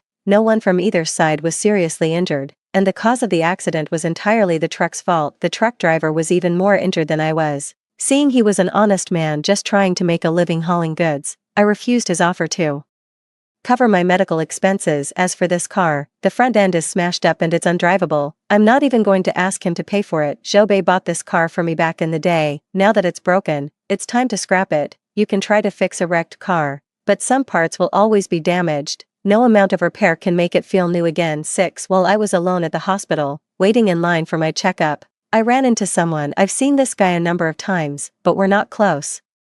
He's Zhou Bei's father's right-hand man, Xiao Heng. I've heard there's no contract he can't land when he's on the case. I decided to lower my head to avoid his gaze, hoping he wouldn't recognize me. If he figured out it was me, Zhou Bei's father would likely find out about my car accident. Zhou Bei's parents have always been very kind to me, so I really don't want them cutting their overseas trip short and rushing back just to check on my minor injuries. If Zhou Bei's parents come back, it'll be even harder to get this divorce. Even with my head buried in my clothes, he still recognized me. Miss Zhou. The man's voice was deep and resonant, perfect for a soothing bedtime story. I clutched my phone awkwardly, pulling my head out from my collar with embarrassment and feigning a look of surprise. Mr. Xiao, what are you doing here? Xiao Heng didn't answer my question right away, his gaze fixed on the wound on my forehead. What happened, Miss Zhou? That injury on your forehead, it's nothing. I just bumped myself in the shower, I said casually, making up an excuse. I didn't mention the car accident, so he wouldn't tell Zhou Bei's parents about this minor incident. He nodded and asked me, do you need any help? I instinctively shook my head to decline, and no, it's fine, it's just a quick checkup, thanks. Perhaps sensing my awkwardness, he didn't press the conversation any further. Not long after Xiao Heng left, I spotted another person, Zhou Bei, but he hadn't come to the hospital alone. He'd brought a woman with him. This time, I didn't duck my head into my collar, yet he still didn't seem to notice me over here. The woman with him was stunning. She wore a black bodycon dress, had wavy, cascading hair, and her looks could rival any A-list celebrity. The woman clung to his arm with a shy, pitiable air, though his expression seemed displeased. He offered no resistance to her hold, as if he was used to it. Standing side by side, they looked perfectly matched. For a fleeting, dizzying moment, I wondered if I had truly held him back. I don't know how long I watched them, talking and laughing, with the woman constantly nestling against his chest, coquettishly seeking his affection. I could feel my entire body go rigid. The wound on my forehead had stopped hurting, but now it seemed to ache with a fierce, renewed intensity. My vision seemed to grow increasingly blurry, making it hard to see them clearly.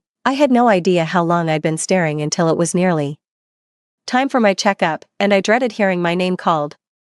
In a daze, I got up and headed out, but I was a step too late. My name was called, and the person who hadn't noticed me finally looked around, searching for me. I heard him call my name, yet my feet only carried me away faster. As I stepped out, I spotted Xiao Heng, who hadn't left yet. It felt like finding a lifeline. Without a second thought, I reached out to him, my mind consumed by a single thought. I didn't want to see Zhou Bei. The thought of them leaning so intimately against each other just moments ago makes me sick to my stomach. 7. Xiao Heng. I shouted his name loudly to stop him from getting into the car. Xiao Heng's hand, which was opening the car door, jerked to a halt. He turned and saw my pale face, devoid of any color, my eyes rimmed with a fierce red, tears streaming down incessantly. I ran over and pleaded with him, my voice trembling. Xiao Heng, please, please, just let me get in your car, okay? Zhou Bei was catching up from behind, but I really didn't want to see him at all. I looked at Xiao Heng with a pleading gaze, hoping he would agree. Xiao Heng saw my pleading look, then glanced at Zhou Bei and a woman who were chasing after me. I thought I saw his eyes darken, and then he fell silent for a few seconds. He didn't answer, instead opening the door for me directly. I looked at him gratefully, whispered a thank you, and quickly got into his car. The door was shut quickly, cutting off Zhou Bei, who had caught up, and I immediately breathed a sigh of relief. The car began to move slowly. The sound of Zhou Bei calling my name persisted all around, and he kept pounding on the window, but I never once turned to look back. My gaze remained fixed on the car's rearview mirror, watching the frantic Zhou Bei outside. He seemed to have gone mad, relentlessly pounding on the window. Zhou Bei was always the one who cared most about his image, yet at this moment, he cast all regard for his appearance aside. Paying no heed to the stares of onlookers, the car drove further and further away. Only when Zhou Bei's figure vanished from sight did the tension finally drain from my body. I didn't know when my tears had run dry. It wasn't until a handkerchief appeared before my eyes that I suddenly snapped back to reality. I made a complete fool of myself in Xiao Heng's car. It seemed he was the only one who witnessed my pathetic state, leaving me utterly embarrassed and mortified. When I looked outside again, I realized he had already driven to the villa where Zhou Bei and I lived. Our wedding wasn't a large affair. We only invited Zhou Bei's relatives. By then, Xiao Heng had long been a trusted right-hand man to Zhou Bei's father, so of course he was in attendance. That's how he knew Zhou Bei and I lived here. But I don't want to go back to that villa right now. Every time I've returned there these past few days, I feel like I can't breathe.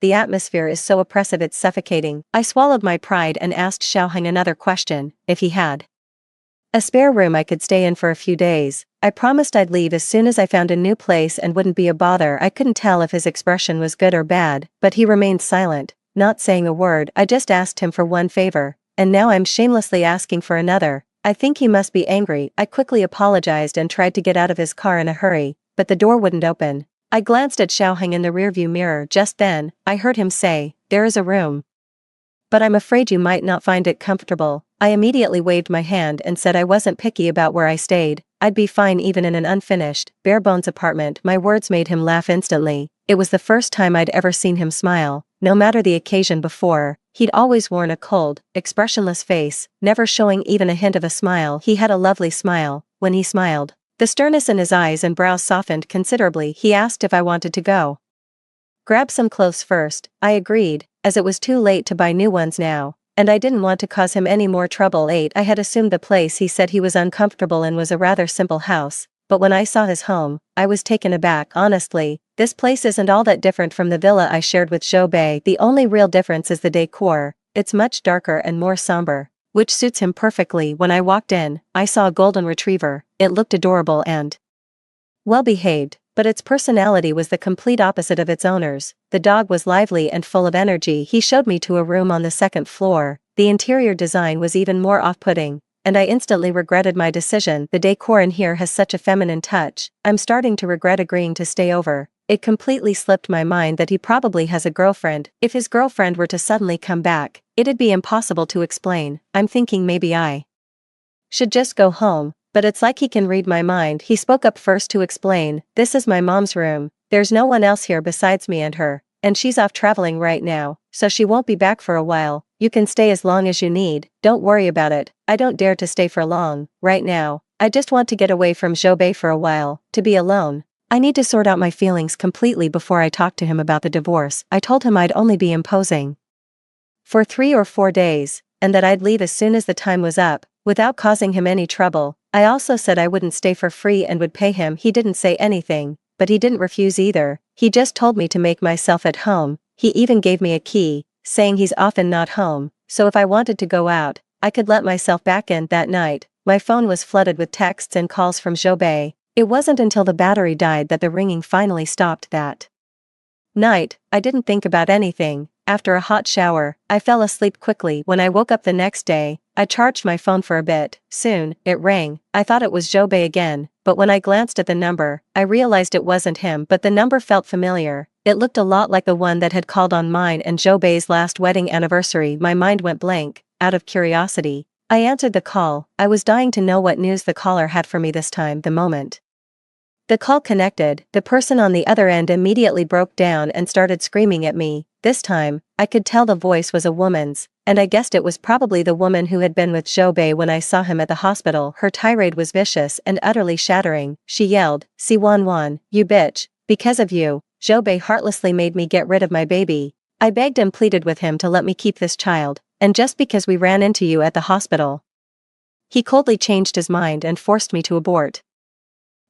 I couldn't listen to another word. I quickly hung up and blocked her number. This time, I finally couldn't hold it in. I rushed to the bathroom and was violently sick, retching until there was nothing left but bitter, acidic water. Tears streamed down my face uncontrollably alongside the heaving, and only then did I finally stop. I don't want to dwell on the memories of Zhou Bei, but my mind keeps betraying me, pushing me to the brink of collapse. Time and again, I would submerge myself underwater until my breath grew faint. The lack of air became unbearable, and my mind went blank. Only then did I find a fleeting moment of peace. During my stay at Xiaoheng's place, I saw him come home every single day. He claimed he was off and away, yet I practically saw him daily. He came home from work much earlier than usual that day, since I thought he wouldn't be back until noon. I just went downstairs in my pajamas to get some water, then I saw him already busy in the living room, and I was completely stunned. Our eyes met, and I blushed crimson with embarrassment. I wasn't wearing a bra, and I was terrified he might have seen something he shouldn't have. Without a second thought, I dashed back upstairs. It was, without a doubt, the most mortifying moment of my life ever since that phone call. I turned my phone off for 3 days and shut myself away in an unfamiliar room. Those days made me suddenly realize a lot of things. Love makes one endure, while the absence of it leads to straying. It's when one person is indecisive and soft-hearted that it fuels another's insatiable greed and desire to do any evil. So, Zhou Bei, I don't want to be your good wife anymore. That day, I moved out of Xiao Heng's place. I left a substantial sum of money on the living room table along with a thank you note. I figured he'd see it when he got back. I put on the pale red dress I wore the day Zhou Bei and I went to get our marriage certificate. What begins in one place should end there. The moment I switched my phone back on, Zhou Bei's call came through. His voice was frantic, full of concern for me, yet not a single word of explanation about the woman and child at the hospital. I told him to wait for me at the office. I wanted to talk. He knew what it was about. So there was a long silence on the other end of the line. I didn't wait for his answer, because today I was determined to make him agree to the divorce. I went to him with the ultrasound from my last pregnancy. I knew exactly what would hurt him the most, just as he knew what would wound me the deepest. He didn't just hurt me once, he went ahead and did it a second time. He once promised he'd never break my heart, yet in the end, he was the very one who shattered it completely. It had only been a few days since I last saw Zhou Bei, but he looked utterly haggard. The bright, handsome man I once knew completely gone. Wan. His voice was as gentle as ever when he called my name, yet my heart felt parched and hollow. I got straight to the point and brought up the divorce again. This time, he didn't refuse or argue, he just kept his head bowed in silence. I was afraid he was just stalling, so I brought up the woman from the hospital and their child myself. Zhou Bei, you shouldn't have gotten rid of that baby. You've lost your first child. Wan, that child isn't mine. He was adamant that the child wasn't his. But I don't care anymore if the child is his or not, even if it isn't his now. What about in the future? You never know. I let out a sigh of profound regret before pulling the ultrasound report from my bag and holding it out to him. We could have had a child, Zhou Bei, but in the end, because of you, we lost the baby. When he saw the ultrasound report I handed him, his initial shock gave way to joy, but that joy instantly froze solid at my words. I watched as the color drained from his face, then twisted into rage, before finally collapsing into utter devastation. He smashed everything in the office he could get his hands on. A crowd had gathered outside, but no one dared to step in. I watched his tantrum with perfect calm. I felt nothing inside, only a cold, satisfying sense of vengeance fulfilled. Finally, exhausted, he broke down. Tears streamed down his face as he knelt before me, apologizing over and over. Wan, I was wrong. I'm the one who deserves to die. You shouldn't have taken our child out of spite. That was our first child. Zhou Bei, if you have any sense of remorse, I want you to agree to the divorce tomorrow. I left after saying my piece and moved out of the villa I shared with Zhou Bei. Over the years, Zhou Bei gave me a substantial amount of money, all of which I saved up, allowing me to buy another place of my own. My confrontation with Zhou Bei about the divorce that day caused such a public stir that, despite his efforts to suppress the news, it still ended up trending online. Zhou Bei's parents, who were traveling abroad, learned about the incident and rushed back the very next day. Zhou Bei's parents gave him a good thrashing and made a special trip to see me every day. I thought they would try to talk me out of divorcing him, but their words left me stunned. Wan, our Zhou family has wronged you. It's our fault for not raising our son properly and letting you suffer. It's alright, Mom. I was also very happy to be your daughter-in-law these past few years. 10. The trending topic was suppressed only after several days of effort. Meanwhile, Zhou Bei was caught in the crossfire, enduring external pressure while also facing demands from his parents to divorce me. In the end, he had no choice left and finally called me. I drove to the restaurant he had booked. The dishes already ordered on the table were, as always, my favorites. Wan, are you really sure you want to divorce me? I studied him carefully. In comparison, he looked even more haggard than the last time we met, while I seemed increasingly radiant.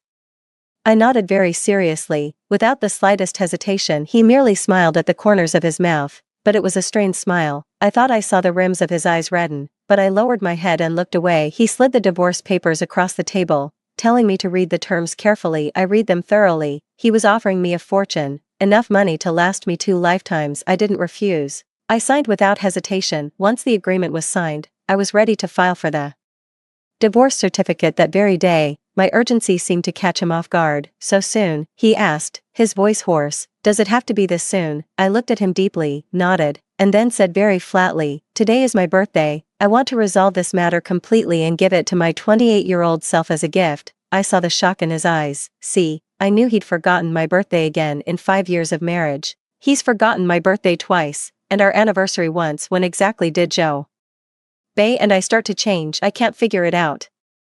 And I don't understand, but on the road ahead, these questions won't hurt me anymore. I thought my life would be peaceful after divorcing Zhou Bei, but just one day after the divorce, Xiaoheng called me. He said I'd left some of my things at his place. I didn't think much of it, because I can be quite careless sometimes and genuinely forget things. When I went back to Xiaoheng's place, I noticed there was an extra person. Seeing her youthful face, I thought she was his girlfriend, but after he called her mom, I realized it was his mother. I never expected his mother to look so young. She appeared to be in her 30s. I just wanted to grab the thing he said I'd left behind and get out of there quickly, but his mother stopped me. She insisted I stay for dinner, saying she had prepared all these dishes especially for me. I was baffled and tried to catch Xiaoheng's eye for help, but he just shrugged helplessly, unable to assist me at all. In the end, I had no choice but to reluctantly stay for dinner at Xiaoheng's mother's insistence. After the meal, I thought I could finally leave, but Xiaoheng's mother pulled me aside for a chat. It wasn't until very late that she finally let Xiaoheng see me home. I was about to refuse, but I was so furious. I never expected Xiaoheng's dog to be so mischievous. It actually bit a hole in my tire. The car is brand new, and it breaks my heart, but there's nothing I can do.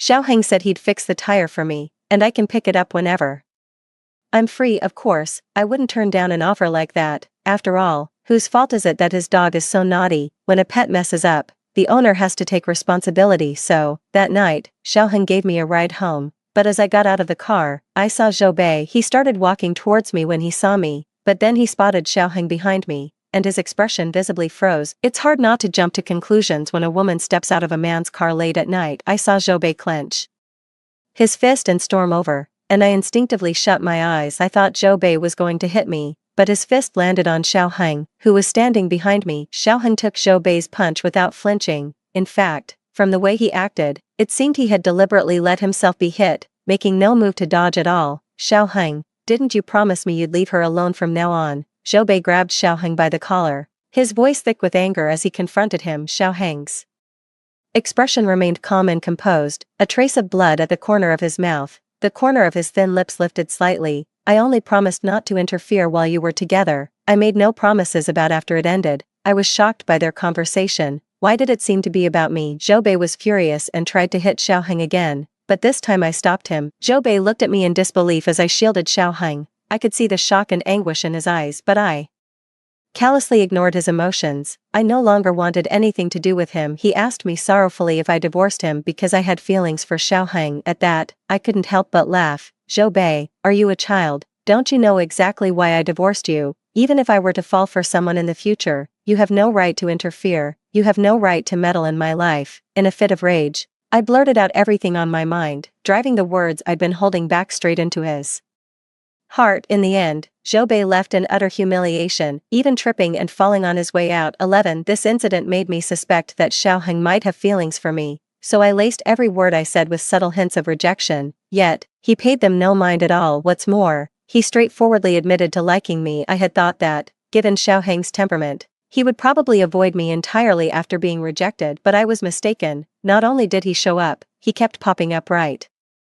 in front of me. I genuinely had no idea how to handle a suitor like that. Back in university, I saw Xiaoheng a lot too, because he was so handsome. My roommates would always drag me to watch the guys play basketball. They were there for Xiaoheng, but my eyes were on Zhou Bei. Come to think of it, every time I went to see Zhou Bei, I'd always spot Xiaoheng there. I always thought someone with Xiaoheng's personality would be aloof, but I never expected him to be so shamelessly persistent in pursuing someone. I work at a pet shop, and he's always bringing his dog in for checkups. With how often he shows up, it's impossible not to read into it. I went to Xiaoheng's house that day to pick up my car. His mom answered the door, and I immediately felt a headache coming on. Whenever I get caught by his mom, I know there's going to be an endless conversation. Sure enough, my hunch was right. Auntie Xiao talked to me for what felt like ages. Every time I tried to come up with an excuse to leave, she'd find a reason to ask me for a little favor, and just like that, she asked me to go upstairs and fetch something for her. I wanted to say no, but she kept mentioning how she wasn't feeling well and things like that. I was helpless. The older ginger is spicier,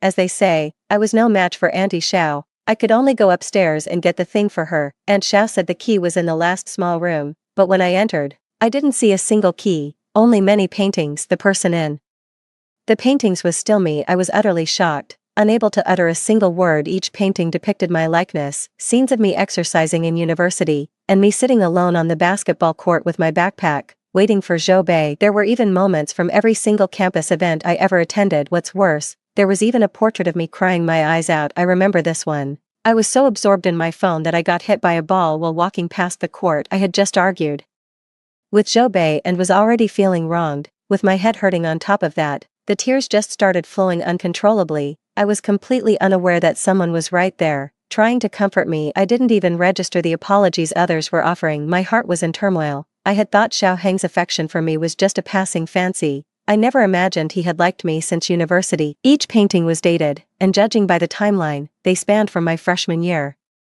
all the way to graduation. After I married Zhou Bei, the dates on the paintings stopped at my graduation, that is, until I saw the one on the shelf, which must have been painted recently. It's a drawing of me in my pajamas going downstairs for a drink of water, and he saw it all so clearly, and he actually drew it. I wish the ground would swallow me up. How could he be so shameless? I felt like I had intruded on someone's privacy. My eyes darted around nervously, and after handing the item to Zhao's mother, I bolted straight outside. For several days in a row I kept avoiding Xiao Heng, but you can't run forever. That day, Xiao Heng finally cornered me, demanding to know why I was avoiding him. I stammered out an explanation, but he grabbed me, pulled me inside the house, and locked the door. My mind was completely filled with scenes from TV dramas, a forced kiss or something like that, yet all he said was a single sentence: Zhou Wanwan, it's my birthday today, will you spend it with me? I was about to say that if we were celebrating his birthday, I should go buy him a cake first, but to my surprise, he had already brought one himself. His intentions were crystal clear. He bought it in advance specifically so I would spend the day with him since it was his birthday. I didn't turn him down. When making a wish, he wondered if this year's wish would come true. I told him it would. He looked up at me, his gaze profound and intense. It felt too heated, so I shyly looked away. Then I heard him say, "Oh, really? I hope this year's wish comes true too."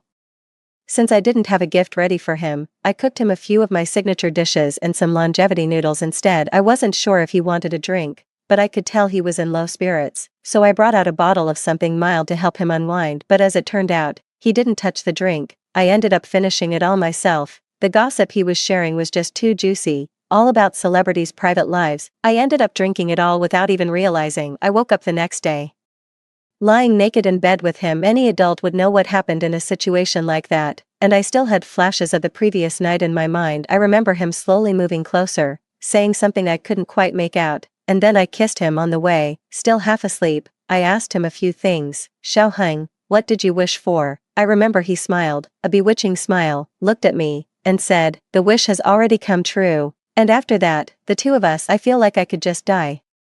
My college roommate was right. Xiao Heng really knows how to use his looks to reel people in. I shouldn't have given in to his charms and kissed him last night. Beauty truly leads one astray. I wanted to run, but Xiao Heng saw right through me. I don't know how to face him, and I'm not sure if I should try to accept him. But Xiao Heng's attitude really surprised me. He said not to feel pressured. If I want to take responsibility, I can. And if I don't, that's fine too. My inner thoughts at that moment were, in the following days, Xiao Heng deliberately started bringing his clothes into my place. Piece by piece, his words said he didn't want me to take responsibility, but his actions told a completely different story. After spending some time with him, I realized he was incredibly domineering, extremely clingy, and insanely jealous. It was completely at odds with his usual aloof image. I tacitly accepted him living with me, and tacitly accepted the label of boyfriend that others gave him. Just like that, Xiao Heng and I naturally became a couple. In the year we've been together, Xiao Heng has been very tolerant of my little moods. When I get upset, he just quietly comforts me, never calling me out for being unreasonable. I found myself slipping back into my old, pampered ways. Even though Xiao Heng was perfect in every other way, I was annoyed by how often he pestered me at night. My back was covered in his scratch marks, yet he never learned his lesson. In the second year of our relationship, he proposed, but I turned him down. I was afraid he'd be angry, but instead, he comforted me. "Wanwan, I'm sorry, I was too impatient. It's a bit too soon. I just got out of a marriage and I'm not ready to jump into another one so quickly." In the 2 years I've been dating Xiao Heng, I haven't seen Zhou Bei once. The last I heard of him was when he was hospitalized, and there's been no word since. It is truly a shame to end a 28-year relationship just like that, but life is long, and one shouldn't dwell in the past forever. In the 3rd year of my relationship with Xiao Heng, I received a phone call from Zhou Bei. I glanced at Xiao Heng. He didn't get jealous. Instead, he gave me a hug and then chose to wait for me outside. I answered the call and heard Zhou Bei's voice on the line. It sounded exactly the same as before, unchanged. "Wanwan, is he treating you well?" I told him the honest truth. "Yes, he is. Zhou Bei fell silent for a long time. After what felt like an eternity, I could hear his muffled sobs on the other end of the line. Wan, I miss you so much. It's been 3 years, every night for 3 years. I've talked myself out of coming to find you, but I'm really falling apart. I can't stop thinking about you, wanting to hold you. Wan, please come back. I miss you so much. No matter how heartbroken or painful Zhou Bei's words were on the phone, my own heart remained completely unmoved. Maybe I've truly let go. Zhou Bei, everyone has to move forward. We're over. You should live your life well, and so should I. I've let go, and I hope you can let go of the past and start fresh too. So it wasn't my imagination these past 3 years. He was the one secretly watching me from the shadows. I thought I was just seeing things when I caught glimpses of Zhou Bei, but it really was him. In the 4th year after my divorce from Zhou Bei, I married Xiaoheng. I was pregnant, and they said it might be twins, so I accepted his proposal this year. Last time in the car, I couldn't resist Xiaoheng's advances. He tricked me. The condom tore a little, but I didn't think much of it. I gambled and didn't take the morning after pill, and that's how I ended up pregnant. At the wedding, I saw Zhou Bei. He was dressed just as he was at our own wedding, looking sunny and handsome. Later, I gave birth to twins, a boy and a girl. I had very little time to care for them. Xiaoheng was the one who raised them almost single-handedly, but whenever Xiaoheng and I were busy, I noticed Zhou Bei would step in to look after the children. He would leave as soon as we returned. The days slipped by, and in the blink of an eye, the children were already in middle school. While we were gradually growing old, it was Xiaoheng's birthday. That evening, I asked him again what wish he had made this year. He said he had secretly made a wish for Zhou Bei this year, that some other woman would hurry up and take him away. Otherwise, he keeps coming over to our place all the time, and the kids are all attached to Zhou Bei instead of him. I chuckled. The older Xiaoheng gets, the more childish he becomes. At his age, he's still getting jealous over something like this. Sometimes, trying to placate him is really a hassle. When I turned 50, Zhou Bei passed away. He lay quietly in the villa we used to live in. By the time he was found, he had been gone for a long while. Zhou Bei's funeral was a simple affair. He had mentioned in a letter that a quiet service would suffice, as he found anything too lively to be noisy. A week after Zhou Bei passed away, I received a letter written in his own hand. There were many letters, all written during the periods of time after our divorce. After a long moment of contemplation, I chose not to look. Instead, I kept them all safe in a box. That day, when I returned from shopping, I saw Xiaoheng, a man in his 50s, with red-rimmed eyes, wiping away his tears. I teased him, saying he was almost an old man and still crying in secret. He pulled me into a tight embrace. My love, he said, you must always love me. I know. How many times are you going to say that? I've got it memorized. I was both exasperated and amused by him, but I've noticed Xiaoheng is getting more and more childish, and he's become particularly hard to appease. That day, I was having so much fun that I momentarily forgot to hold his hand, and he stayed in a huff with me because of it. That stubborn old man's temper, to sulk with his old lady just over a forgotten handhold, though he kept sneaking glances at my expression out of the corner of his eye. He didn't dare to actually make me angry. Before turning 28, Zhou Wanwan was fortunate to meet Zhou Bei in his prime. After turning 28, Zhou Wanwan was equally fortunate to meet the endearingly jealous Xiaoheng. The end. That's all for today's story. If you enjoyed it,